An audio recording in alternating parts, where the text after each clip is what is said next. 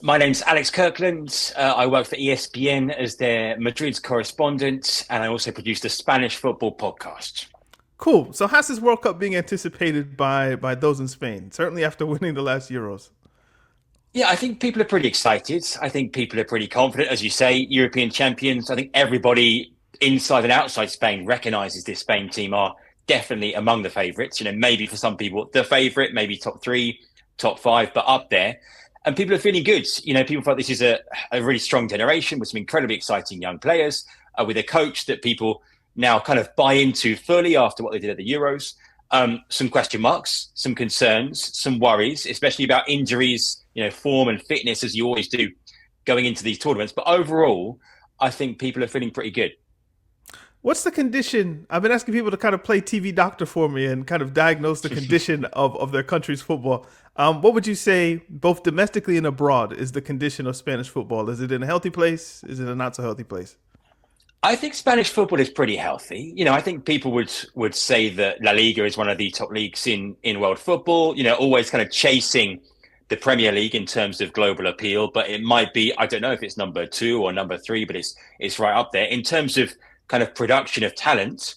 I think Spain is also right up there, both in terms of players and coaches as well. Like, look around the world and how many coaches, both in club football and international football, have a Spanish background. And that number is really quite high, especially at the moment. And not just Spain, but even, particular little bits of Spain. Look at the Basque influence, for example, in the Premier League with, Mikel Arteta and Iraola and everyone else. So Spanish football is good. I'd say that in terms of Spanish clubs competing internationally, Champions League this year, we haven't got a Spanish finalist. Atletico Madrid were the club that went the furthest. Real Madrid and Barca, fell away a little bit earlier than they would have liked. But overall, I'd say that Spanish football is, I think it's in pretty good shape. Where did the players come from? Is it mostly from Madrid region, Barcelona, or obviously the Basque region, as you mentioned? Like, where does the Mm. talent come from as such? I think it comes from all over. Definitely, if you look at the academies of Real Madrid and Barcelona, the number of players that they produce, like if you look all around the Spanish kind of first and second divisions, for example, there are so many players who've gone through the Real Madrid academy at Valdebebas and La Masia for Barcelona. Those players don't always make it to the first teams of those clubs, but they do kind of populate the top two tiers of Spanish football. Otherwise, there's an incredibly kind of healthy football tradition all over Spain. Anyway that you go in Spain, you'll see kids playing football quite often on kind of smaller seven-a-side pitches or football sala, indoor football as well. Like I say, the coaching kind of pyramids is very, very strong. It's not expensive here to get your kids playing football, not as expensive as it would be in the States, for example. So I think they're coming from all over the country. There are definitely certain hotbeds, like I say. Of course, population-wise, Madrid and Barcelona, the Basque Country punches massively above its weight, not just in terms of the coaches that I mentioned, but players as well. Look at the big teams and some of the big Basque players that are playing there. Other kind of peculiar places that have always had a tradition of producing, big talents like the Canary Islands, say Petri is from the Canary Islands, David Silva was from the Canary Islands. So you get some of these kind of smaller population centres that kind of overproduce. But yeah, there isn't really a corner of Spain, I don't think you could find that, that has never had a history of talent production in football. How did Spain qualify, and how's been their form in the intervening period since qualification, you think? It's been pretty kind of serene. I think they haven't. I'm trying to think, but I haven't got the sort of the qualification results in front of me, but I can't think of too many challenges that they faced. I don't know if you have. Since I think the Euros kind of consecrated them as the best footballing side in Europe, the national team that's got the clearest kind of idea, that has no doubts about how they want to play and what they want to do. You could argue whether they are the most talented group or not. Spain, France would have a really strong case there, I think. But in terms of kind of a national footballing identity, Spain are right up there. And like I say, Luis de la Fuente, the coach, a guy who people weren't massively excited about when he came in because it doesn't have a reputation or didn't have a reputation, had never coached really in club football, had been part of the Spain international setup in the youth level. So knows a lot of these players and has done for years and years, having worked with them through the youth setup. But people had questions about him, had doubts about him. I had doubts about him and his sort of ability to to deliver. I wasn't totally convinced by him, what I saw and I heard from him. Then came the Euros.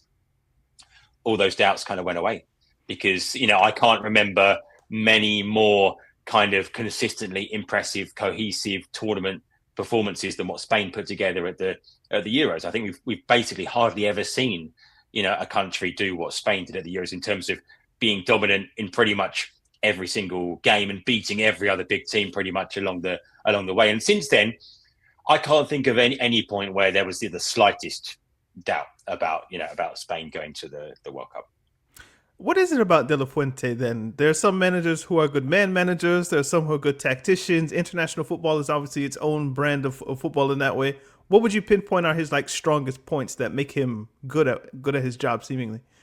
Yeah, it's really interesting because, like I say, I wasn't totally convinced, and I've been won over. I didn't find his public appearances very convincing. I didn't find his press conferences especially convincing. I don't think his public-facing persona is particularly impressive, to be honest. But clearly, that's not kind of replicating what he does with the players. I think he's a kind of a training ground coach. I think that's where he's happiest. That's where he feels most comfortable. Like I say, no one knows these players better than him because he coached them through the age groups youth level. So he knows all of them. He's known them for a long time. They know him. He's not a character like Luis Enrique. He's, like I say, he's kind of lower profile than that. He's kind of conservative, I think, in many ways. But like I say, I think it's been about, and maybe it's not just him, but it's what he is a product of, which is the whole Spain setup. Like I say, and the fact that everybody knows the kinds of footballers that Spanish football is trying to produce, the kind of football they can play and what they want to do. And it got to the point, from the Euros onwards where now, of course, they've got stars and of course they've got, some of their elite players that are the big names. But at times it feels like those players can kind of slot in and out and someone comes in and someone comes out and it almost doesn't matter because the way the team plays is kind of the same. And what he's done with Spain, they have kind of managed to, and surprisingly really, overcome some of the drawbacks of the Luis Enrique era, the accusation about, and it seems strange now because you see Luis Enrique's PSG and you think, well, what happened there? But, Luis Enrique's Spain, there was a feeling there was kind of, pass the ball, and then nothing happens kind of, and they struggled to break teams down. And that was their undoing in the end. But Luis de la Fuente has managed to get a Spain who are much more direct and explosive and have an ability to go at teams and to break teams down. So yeah, he's surprised me. Like I say, hasn't got a track record in club management at all. What he's done with Spain. Before the seniors, it was the under-21s, and before that, further down. But yeah, he's proved a lot of people wrong. So let's work from back to front. Which goalkeeper starts? I think there are two questions there. There's which goalkeeper will start and which goalkeeper should start. Yes. And I don't think the answer is necessarily the same. I think it's almost certain that Unai Simon of Athletic Club will start. He has been the number one. He's Luis de la Fuente's guy. He is a good goalkeeper. I don't think he's a great goalkeeper, but he's a good goalkeeper. He's done well for Spain. He is a character, a strong personality, one of sort of the leaders in the dressing room. And Luis de la Fuente is a coach who kind of sticks with his guys. I think it takes a lot to move away from that. So he's had a somewhat up and down season, just like Athletic Club have as well in Spanish football. But I don't think there are really any doubts that Unai Simon will be Spain's number one, which is strange because that leads on to the next question. Because, I think there are at least two Spanish goalkeepers who are better than him. Joan Garcia for Barcelona has had an incredible season. You look at his stats, I think a colleague of mine was showing me the stats for kind of goals prevented among La Liga goalkeepers this season. Joan Garcia is way out in front. He's prevented sort of 10 goals or something like that. Part of that is about the kind of chances that Barca tend to concede, which are big chances because of the way that they defend. But Joan Garcia has been the best goalkeeper in Spain this season in La Liga.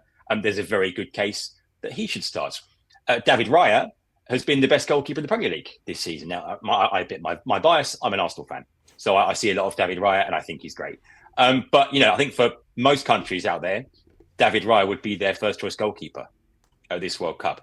And like I said, I don't think either of them are going to start. Now, in the last Spain squad, Luis de la Fuente called up 4 goalkeepers because Alex Ramiro was there as well. Ramiro of Real Sociedad has been the third choice keeper for Spain under Luis de la Fuente. And as we all know, the third choice keeper role, it's a funny one because you basically never play. You're there not just to make up the numbers, but to kind of be a good kind of presence around the squad, and maybe it's a more sort of experienced senior goalkeeper. That's been the role for Ramiro.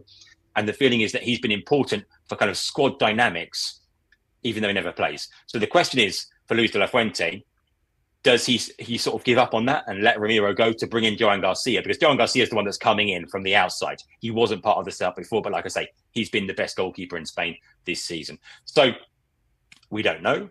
Let's see. I mean, like I say, I think it will be Unai Simon, David Raya, and Joan Garcia. I think that's what has to happen, because leaving out Joan Garcia of the squad after the season he's had would be extremely difficult. But like I say, in the last call-ups, De La Fuente kind of hedged his bets and went for 4 keepers, which he won't do, of course, at the World Cup.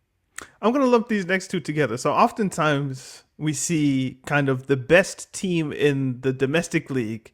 Sometimes the national team will mirror that team, certainly if it's having a good run of form.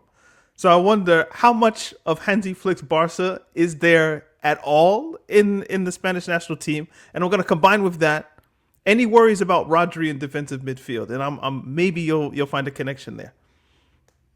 I think we'll see quite a bit of Barca. Firstly, in terms of personnel, I mentioned the doubts about Joan Garcia in goal, and Pau Cubarsí has tended to be a starter for Luis de la Fuente at centre-back. I think he probably will start at centre-back for Spain at this World Cup, although we've got some doubts about the centre-backs, because de la Fuente's preferred partnership before was Aymeric Laporte and Robin Lenormand.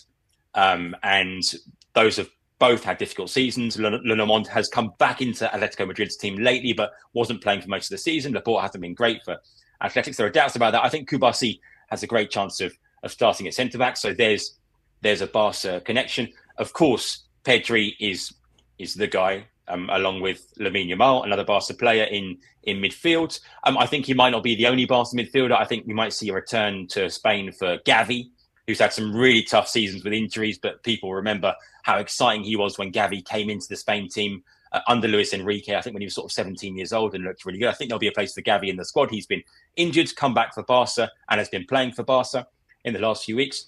I mentioned Lamine as well. We can talk a bit later about the doubts about Lamine's fitness. But so lots of Barca players there for sure. In terms of, stylistically, they're not quite the same.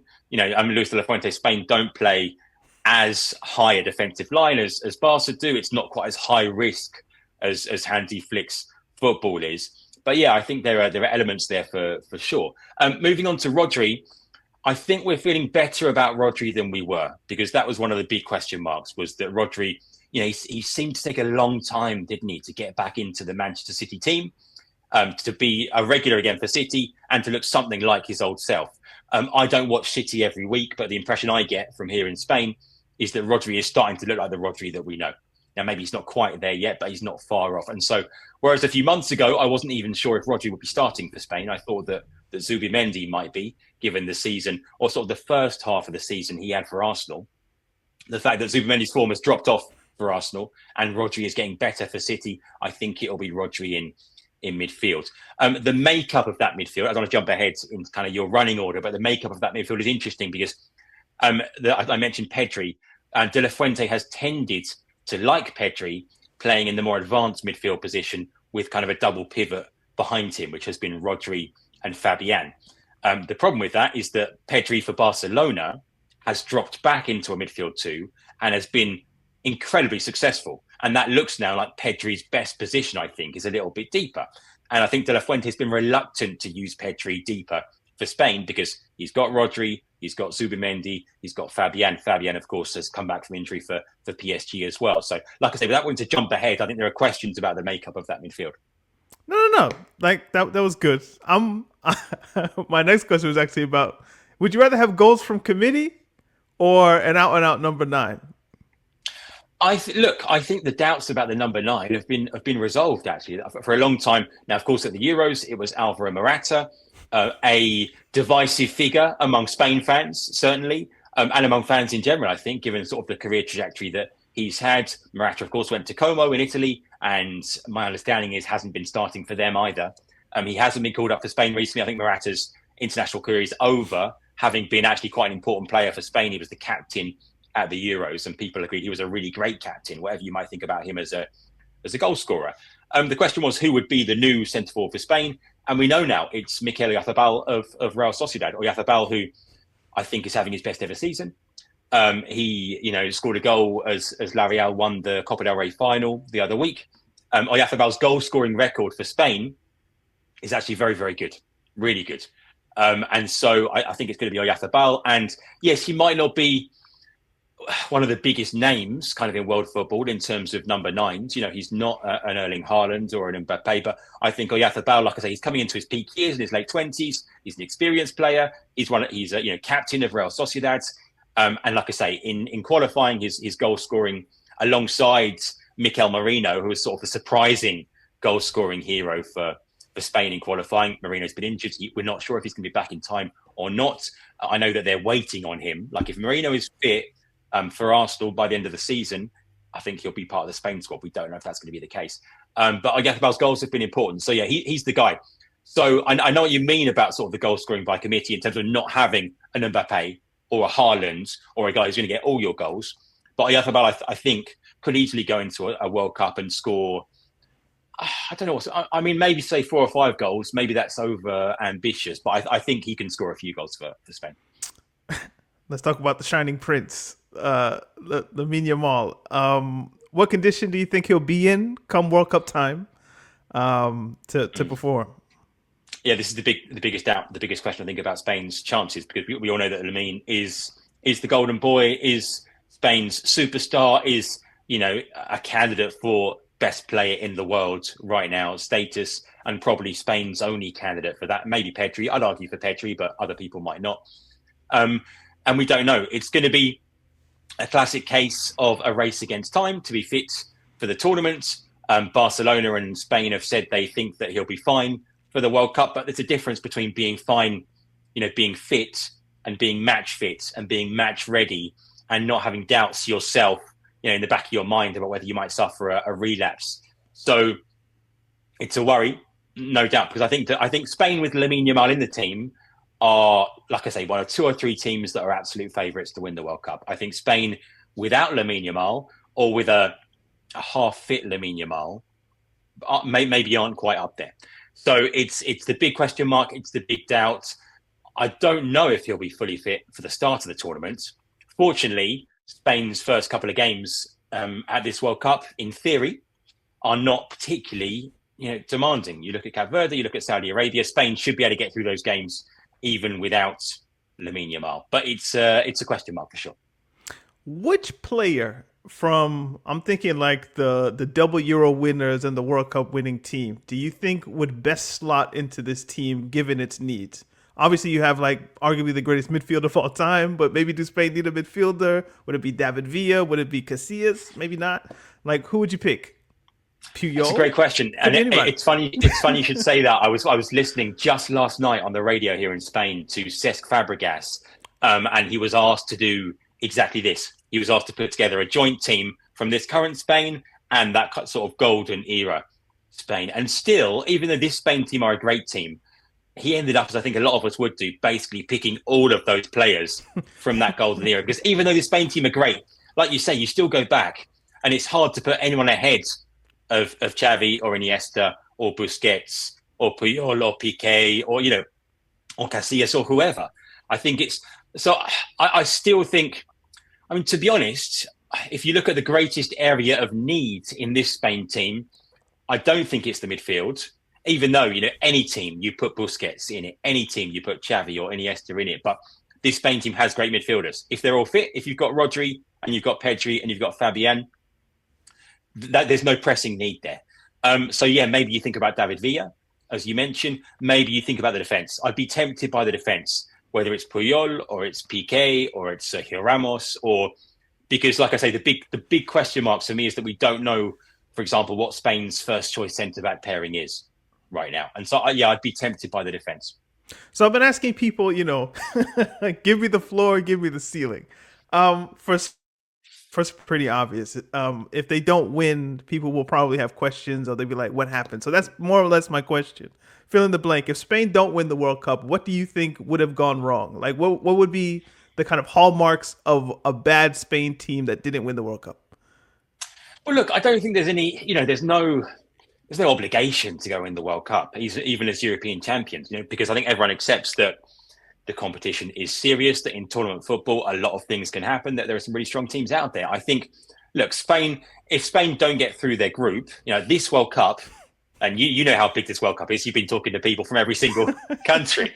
So, Spain, if you don't get through the group stage at this tournament, that is a disaster. Yes. That would be an unmitigated disaster. Like I say, Spain's group stage opponents are Cape Verde, Saudi Arabia, and Uruguay. So they've got to get through the group stage. It's going to be fascinating. I'm going to be with Spain for the tournament. I'm with them until the round of 16, and that's when I head off for my holidays. And so I think they've got to get to that stage. You've got to be looking and beyond. I think anything, given the level of expectations, given they won the Euros, given the players they've got, even with the doubts we've discussed, I think anything less than semi-finals, I think, is a failure. At that point, I'd have to remind myself of how the draw pans out in terms of who their likely semi-final opponents might be. But if you're coming up against a France or an England or an Argentina or whoever, who I'd consider to be the other sort of favourites, probably, then anything can happen. But I think that's how Spain will judge their campaign. Is semi-finals is, I think, acceptable, and if they don't quite match up to the very best teams, I think it will be either because Lamine Yamal isn't fully fit, or because, as I mentioned, the first choice goalkeeper for me isn't a truly elite goalkeeper, or maybe the defence. But look, I think this, despite all the questions, and the other big one I think is about a lack of leaders. We mentioned injury doubts about Rodri, Dani Carvajal, who is a Spain leader, might not even be in this squad because he hasn't been playing for Real Madrid. He hasn't been fit either. So there are questions about, no Morata compared to the Euros. So there is a question about leadership as well. So let's see. All right, I got two more. What do you think the 2030 World Cup is going to look like?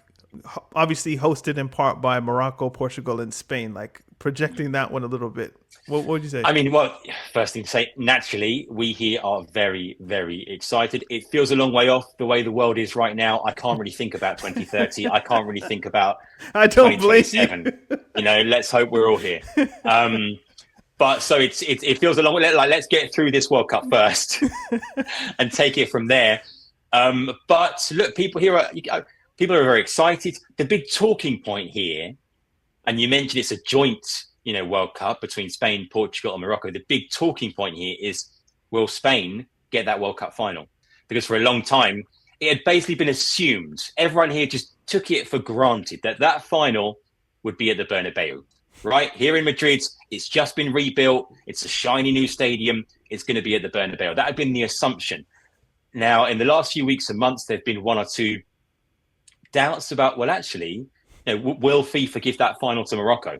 Would that final be in Casablanca, for example? And will you see the semi-finals at Camp Nou and the Bernabeu? Politically, might that be a solution for FIFA? So that's what people are talking about here in terms of 2030. Portugal get the third place game? I feel bad. I literally just left Portugal out of that equation entirely, didn't I? But I think, given the dynamics and the politics, I think that might be fair.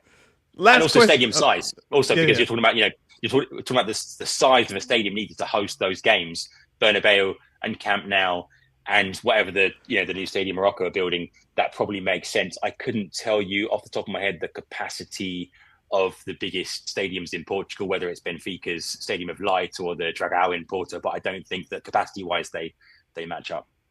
Last question, Alex. Is there anything I haven't asked about Spain, Spanish football culture, the national team that you find particularly fun, interesting, novel, that you think people should know or might want to know?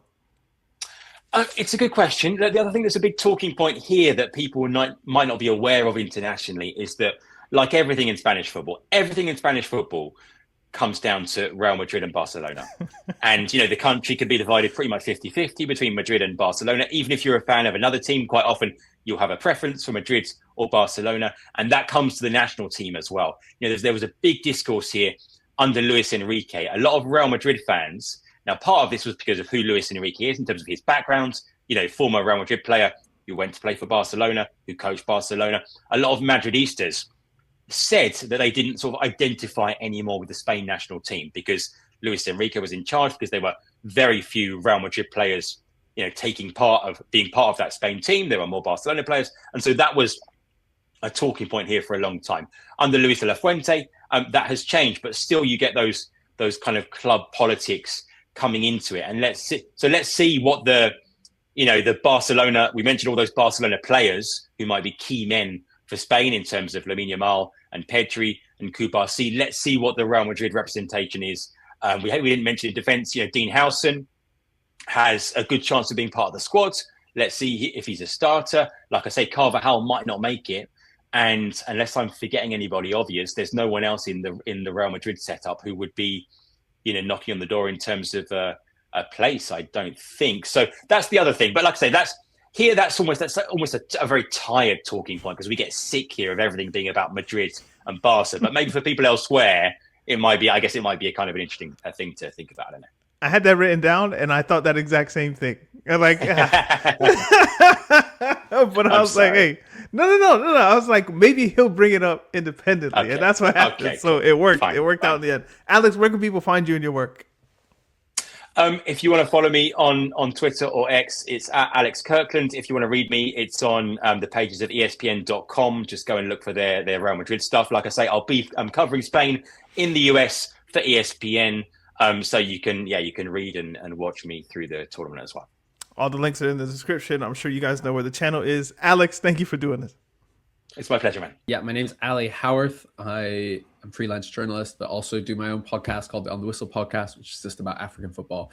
And then my own Substack, which currently is also called On the Whistle, but might be going through a rebrand by the time this gets published. So I'll leave it on the Whistle. But you can find me on Substack. Cool. All right, so let's start here. How do you feel this World Cup's being anticipated by the Cape Verdean fans that you're in contact with? It is huge. This is genuinely. So I was there for Cape Verde qualifying for the World Cup in October when they beat Eswatini 3-0. And when you spoke to people there at the time, they unequivocally would tell you that this is the biggest moment in the country's history. So, and it comes at a great time because 2025, when they qualified, was the 50-year anniversary of the country gaining independence from Portugal. And football is really, really important to Cape Verde. I mean, like when Cape Verde became an independent country, the place where they raised the first Cape Verdean flag and read the constitution was in the national stadium, the Estadio de Várzea, which is like right in the heart of Praia, the capital. There's incredibly kind of football mad nation. They have a lot of football clubs, even from like the 1930s, 1920s, a lot of these rebranded Portuguese clubs. There's even a club called Celtic de Praia, named after the Celtic. And, you speak to people, they're football obsessed. And this is huge. And it's specifically huge as well in the Cape Verdean context, because there are so many Cape Verdeans living in the US, right? There's about 500,000 Cape Verdeans living in Cape Verde on the 10 islands.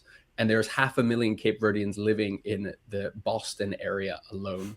In fact, I'm pretty sure, and when they do Boston censuses, you can fill out Creole as an ethnicity, because there's so many living in Boston. So it's a huge moment for the country, because there couldn't be a better country for them to be going to for a World Cup. Yes, obviously there will be huge issues with people traveling from Cape Verde because they're on the blacklist.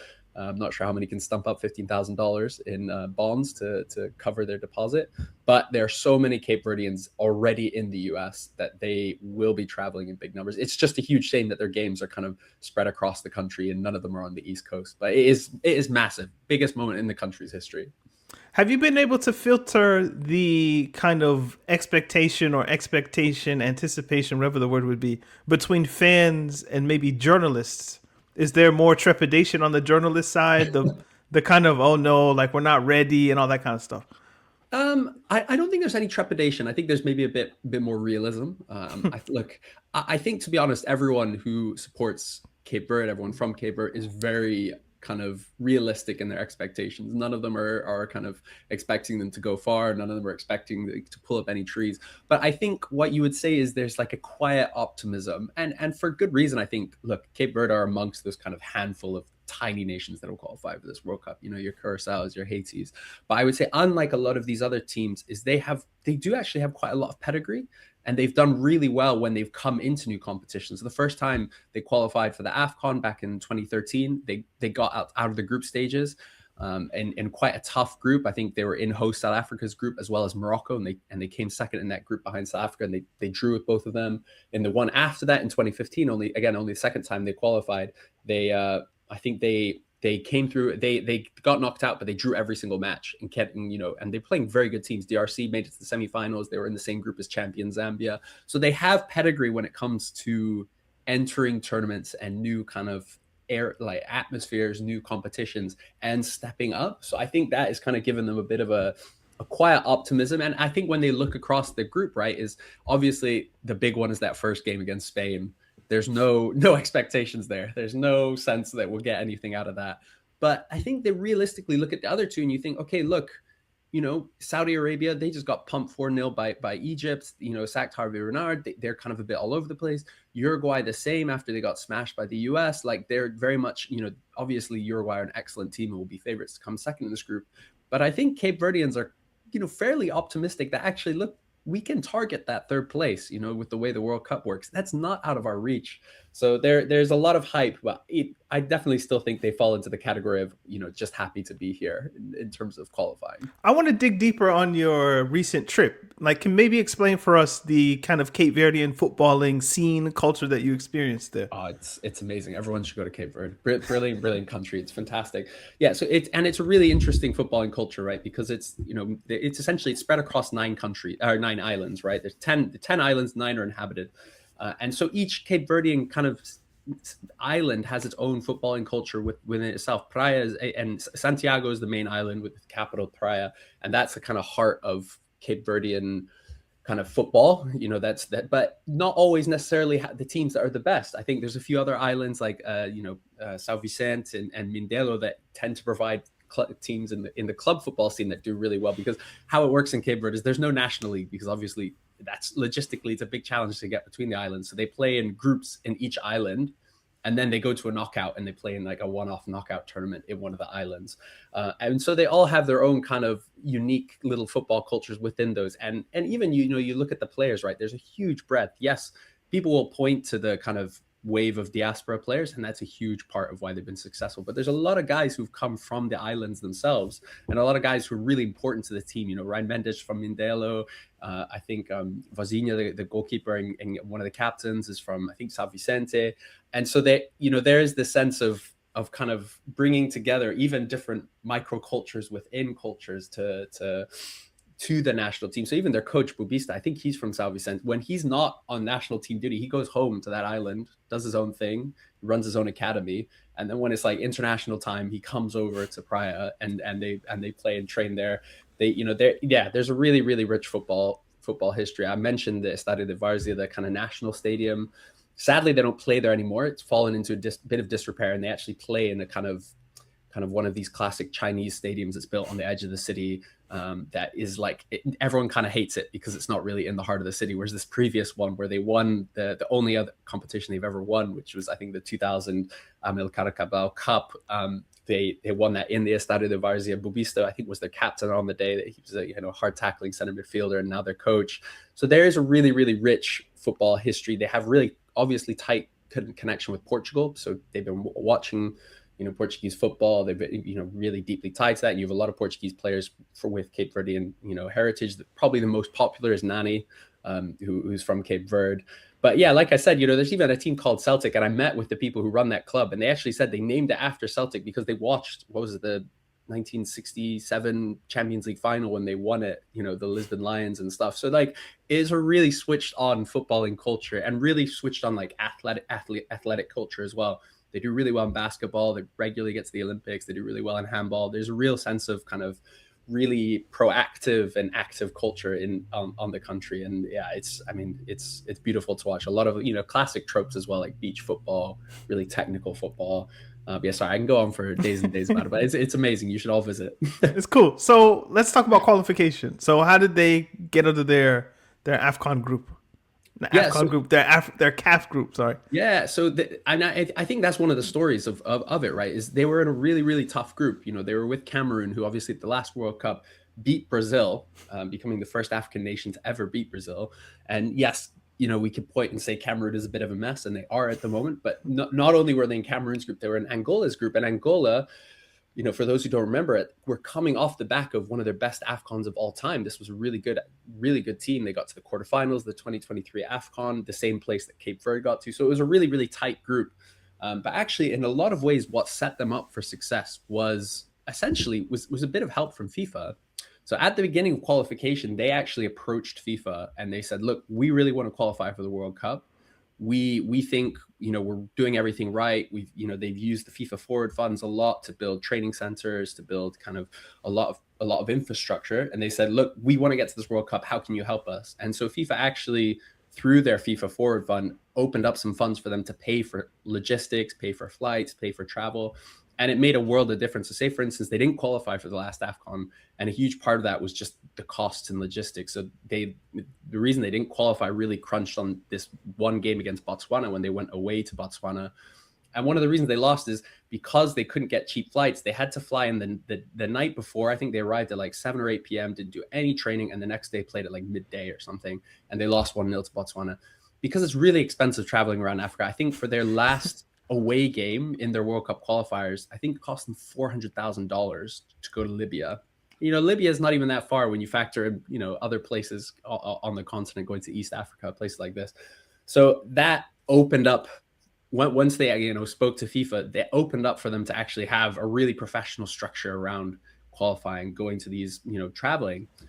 And I think that has led to them being able to compete and being able to play. And what really pushed them over the line was their kind of end of their run when they beat Angola 2-1 away in Luanda, which was a huge result. And then, of course, in the third last game, they were playing Cameroon, and essentially that game was pretty much a straight shootout, and they beat Cameroon 1-0 in a kind of amazing goal scored from Dylan Livramento, and that kind of set them on the way. And then they had a nervy moment against Libya when they thought that Cameroon might catch them, that they drew with Libya and dropped points, and then all they had to do was beat Eswatini. So it was in the end very straightforward.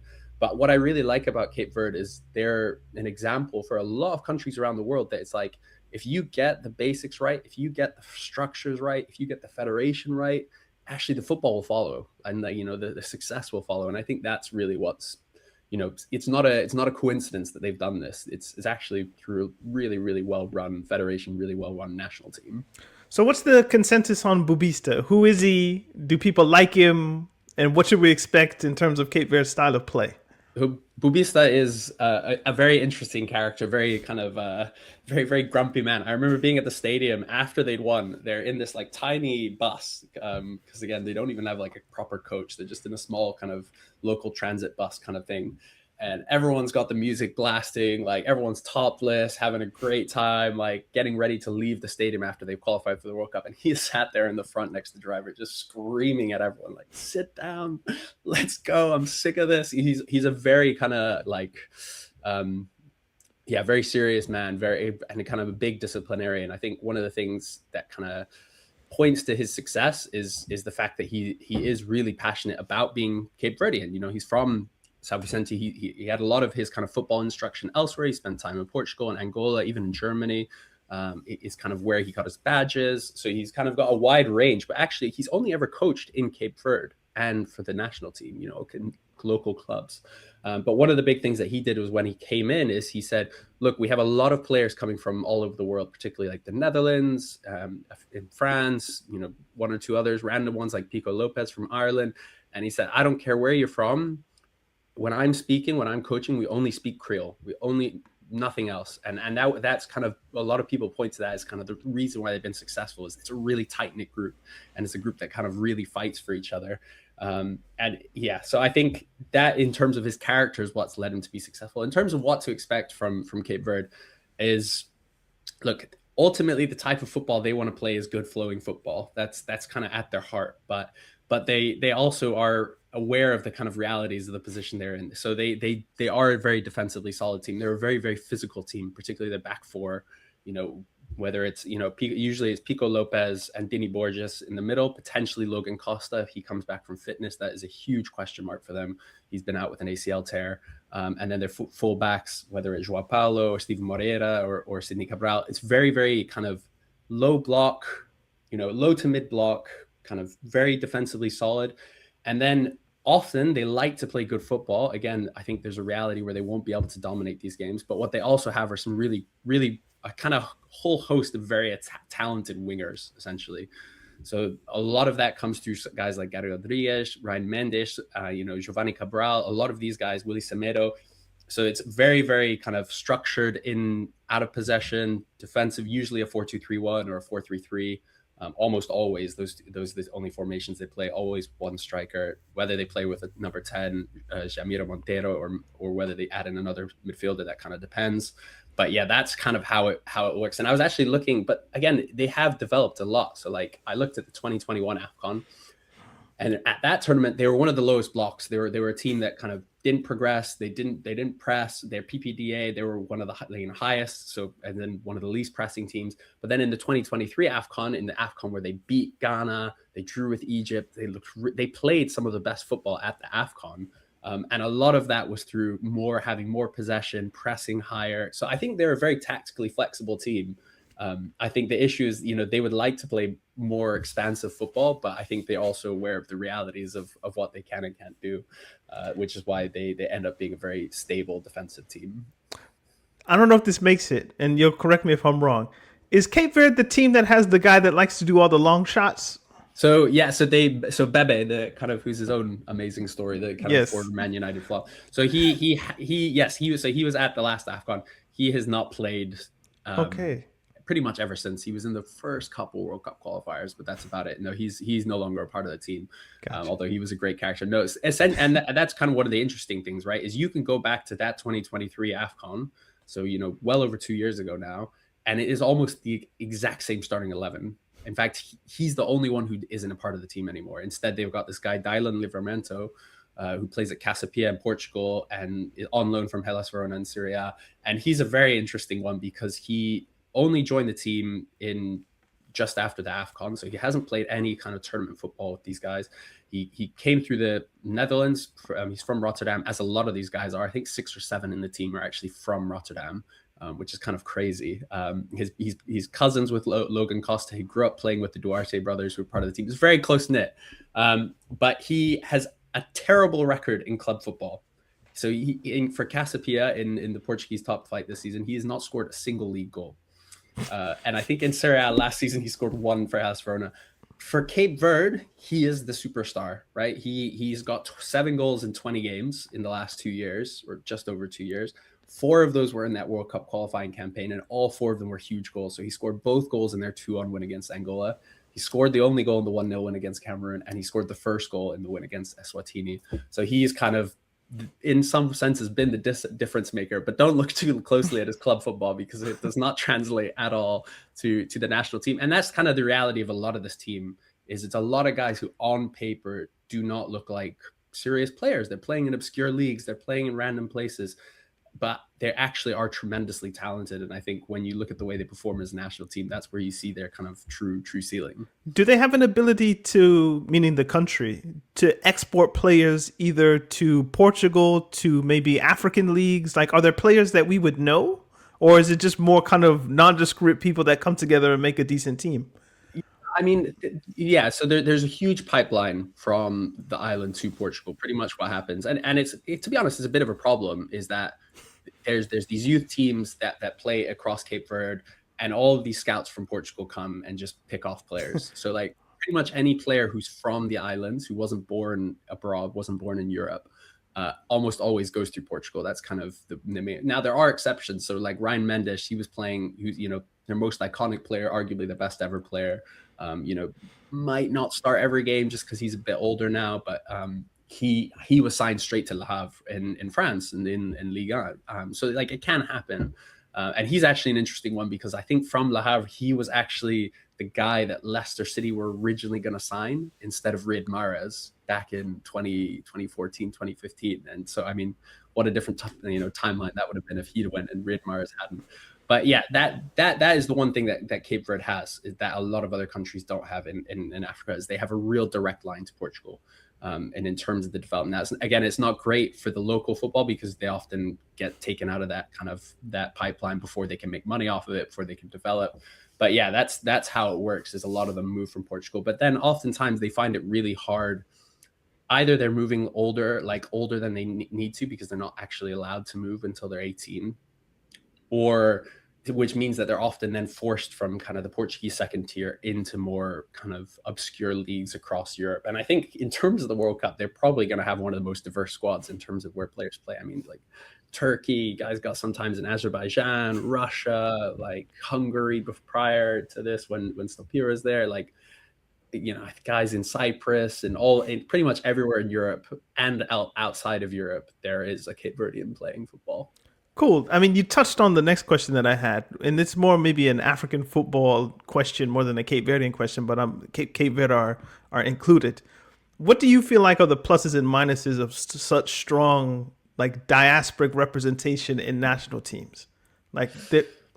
Yeah, I mean, it's a huge question, right? Like, Yeah. and it's a super country specific question because there are some countries that take a lot of pride in not relying on the diaspora. So say for instance, South Africa, you know, I think along with Uzbekistan, they'll probably be the only team at the World Cup without a single player born out of South Africa.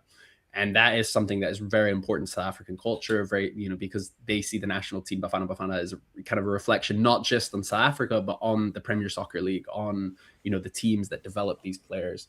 And so I think it is very, very dependent on the countries you're coming from. Whereas a country like Cape Verde is a country of immigrants, right? You know, Cape Verde, before the Portuguese came, there was no one living on those islands. It was, you know, the islands were used essentially as a slave stopover so that the kind of Portuguese could kind of what they would call Latinize, like, make civilize in air quotes and essentially get the slaves ready to go to North America. So for Cape Verde, there is a huge amount of embracing of those guys coming from the diaspora. They don't care because they, you know, being a Cape Verdean is to be an immigrant. It is to kind of have this diaspora kind of mindset. So I think that plays strongly to Cape Verde. Whereas I think in other countries, there's a lot more tension around it. I think, you know, Carl will know better than I about, you know, Ghana and the kind of tension there between bringing in some of the diaspora guys. And again, it's because there's a unique culture there, right? About like, because Ghana is the kind of the home of Pan-Africanism and the home of that kind of ideal of African excellence. And so there's a general resistance towards that. And then also often it depends on the relationship with the kind of country, right? England has no history of importing players from their former colonies, right? There is no pipeline from South Africa or from my country, Kenya, to England. That doesn't exist. Whereas in Portugal and France, there are these structures in Belgium to bring players in. Whether you love that or not, that means that you've got these diaspora players who are doing really well, or players coming through. So it's really, really kind of layered conversation, and one that I think isn't just one for across Africa. Like every country has its own context, and again with some of these players, honestly, from a lot of the fans' perspective, I think there's almost always a bit of reticence for, you know, players coming and joining, you know, maybe not committing. But essentially, for me, how I see it is often it's how you do it, right? You know, it kind of in many ways doesn't matter where you're born, the way you commit to the country. You know, so Ashraf is perfect. Right? Whoa. Your mic kind of cut out there for a second. Can you like go? Can you start that paragraph over, baby? So for me, I think also there's a lot of nuance between the way they do it, right? And every individual is different. So you know, two people to compare, right? Say Ashraf Hakimi and Wilfried Zaha. Ashraf Hakimi, you know, born and raised in Madrid, right? Playing at Real Madrid, you know, every Madrista's dream, right? Like you're growing up playing for Real Madrid. But for him, he's always been Moroccan, and that's a huge part of his identity. And he's always wanted to play for Morocco. You know, even when they won the Champions League back in, what was it, 2017 or whatever, he was holding a Moroccan flag as like an 18-year-old. And I remember at the time being like, who's this guy, a Moroccan kid playing for Real Madrid? Whereas like say Wilfried Zaha, he never wanted to play for Ivory Coast. He always wanted to play for England. And he made that very, very clear. And then he finally, after only making one cap for England, goes to play for Cote d'Ivoire, really, really struggles, and like really struggles to adapt, kind of doesn't really show that much interest in it, pulls out some friendlies because he kind of, for nondescript reasons. And so he's kind of really not popular in Cote d'Ivoire, because for Ivorians, they see him and say, this guy didn't want to play for us. This guy didn't want to celebrate us. So I think for me, that's like, even it's unique on an individual level. So even the Cape Verde, Pico Lopez is a perfect example, right? So this guy's half Cape Verdean, born and raised in Dublin, right? Plays for Shamrock Rovers, is Irish through and through. Like, I've interviewed him 5 or 6 times. He's the most Irish guy you'll ever meet, you know, and he'll admit himself, like, my dad was Cape Verdean, but I didn't grow up in contact with Cape Verdean culture. I felt really disconnected. For the only reason he joined the national team was he got a message on LinkedIn by the former coach in Portuguese, which, because he didn't speak any, he actually ignored it for 9 months. And then the guy messaged him again. He put it through Google Translate. He was like, whoa, this guy wants to call me up. And now he is the defensive bedrock of this team. He is one of the few guys that will play every single game, every 90 minutes as center back. You know, his Creole isn't great because, again, like, he's coming from a culture where he didn't grow up being bilingual. So it's been hard for him to speak Creole. But then when you speak to people behind the scenes, his teammates, everyone, they love him. And, you know, even speaking to one of the vice presidents of the federation, they're like, look, if the older guys, you know, Ryan Mendes, Vozinha, if they retire, he's our next captain. And like, he'd never set foot in Cape Verde until he was, you know, I think like 28 or something. So I think players can do it well and can do it badly, and fans will embrace you if you do well, if you commit to the badge. And look, in every country, this is always going to be, I mean, just off the top of my head, more and more examples are coming to me from different countries of it going well or going badly. So I think in general, it is so country dependent and person dependent, but I'm not against the idea, but I think also you need to do it well and you need to do it properly. I appreciate that answer. So 3 quick ones left. This is a kind of the projection section. Floor and ceiling. How bad can it be for them, and how good could it be for them? So they can lose every game. I'll be you know, they're the bottom of this group in terms of the betting odds, in terms of expectations, for a reason. That is their ceiling. You know, their ceiling is they come and they say, see you later. You know, they go on their holidays. Their ceiling is hard to judge because they, as I said, at every single tournament, they have shown that they can compete with the very best. You know, I mentioned the kind of previous AFCONs. You know, even in their 4 AFCONs, in 2 of them, they played the hosts. Both times they drew with them. And in every single game they played in the group stage against a big team, they've not lost. So, and you think of the African teams they played: Cameroon, Ghana, Egypt, DRC, Zambia, you know, DRC and Zambia at their peaks in many ways. Like, they have shown time and time again that they can step up and play against the very best and compete against the very best. And I think they've got a lot of the traits that make for a team that plays as the underdog really well. You know, I mentioned that, you know, there's a lot of family members in this team. You know, I think there's like 8 or 9 of the players are related to someone else in the team.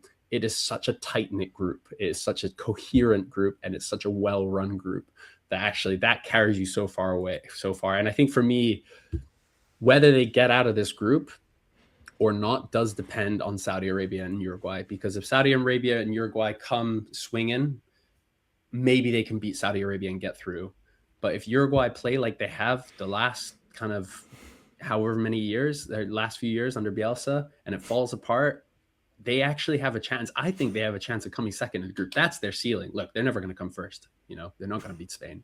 But I do think that if Saudi Arabia beat Uruguay and Cape Verde lose 1-0 to Spain, have a really respectable game, suddenly they go into that second game against Uruguay, all the pressure's on Uruguay. Cape Verde, yeah, Uruguay will be well supported, but Cape Verde will be really well supported at the World Cup as well. They'll be the neutrals' favorite. Suddenly there's a lot of energy. So for me, the floor is definitely just losing every game. The ceiling is probably getting to the next round. I don't think we can expect anything more than that. Who's winning the World Cup, and which African nation is going the furthest? Oh man, this is a tough one because I haven't quite gone through all the permutations yet. True. Because I don't think any African team will come first in their group, but some have a really good path if they come second. I think it's Egypt have an amazing path to get to the quarterfinals if they come second. And I think, whereas I think some like Morocco, who, although they're a very strong team, they've got a tough run even if they don't win their group. So for me, who's going to win the World Cup? Oh, man, that's just a toss-up at this point. I mean, I I mean, it would be hard to bet against like France or Spain. I'd probably just go France. It Okay, feels like the lazy answer, but it's for me, it's them two are kind of, and maybe England are up there. that's In who I'm terms of picking. yeah, in terms of although I think England would definitely be the most insufferable. As a man who lives in Scotland, it would be horrible. In terms of the African teams that get the farthest, look, I can't maybe say who are going to get the farthest. I think for me, Senegal are the best team without a doubt. I think they are not head and shoulders, because Morocco are right on their shoulder, but for me, Senegal are so complete. They are the best team at this African team at this tournament. Morocco pre-AFCON, I would have backed them to get just as far.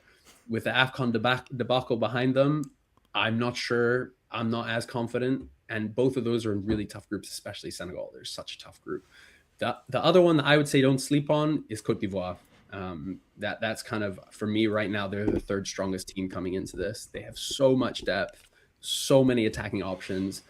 They're in a difficult group with Ecuador, Germany, and Curacao, but with Curacao there's kind of, you would hope, an easy 3 points, and then what can you do against Ecuador and Germany?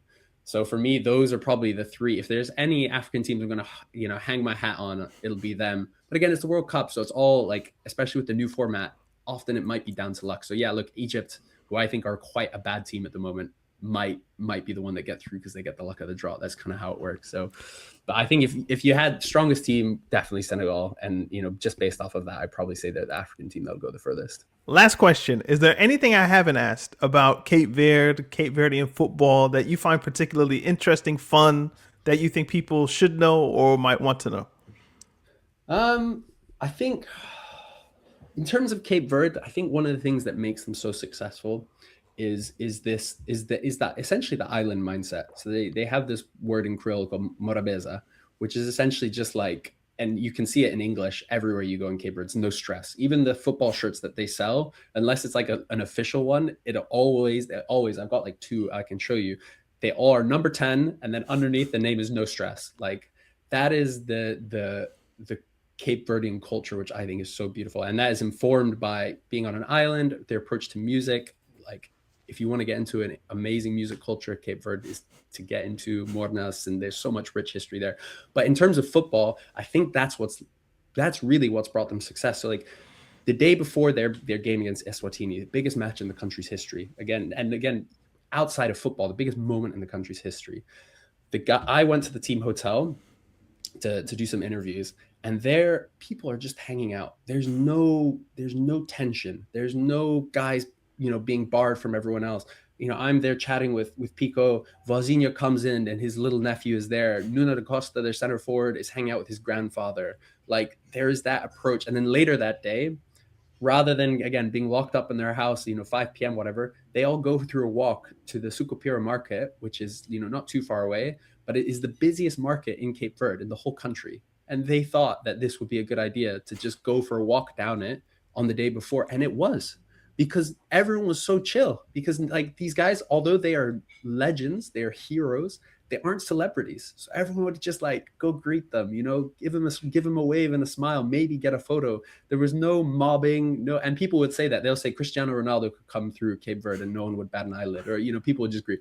That's a bit of an exaggeration, but like, I think that element of Cape Verdean culture has led them to be so successful, because I think it means they deal with pressure better than other countries, and yes, there's less pressure, but they're still dealing with that pressure in a really unique and interesting way that I don't think any other country at the World Cup really can do. Maybe, I don't know about Curacao and these countries. I don't know much about them, but I think for me, if you want to do anything and understand anything about Cape Verde, it is that idea of Morabeza. And I think that's why it's an amazing country.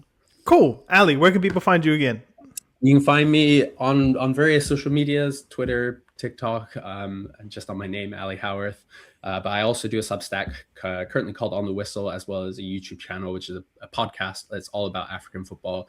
We will also be doing previews on all the African teams, not as ambitious as you guys, ahead of the World Cup. So yeah, you can find me on all of those places. All the links will be in the description. Ali, I thank you for taking the time to do this, man. Thanks so much for having me.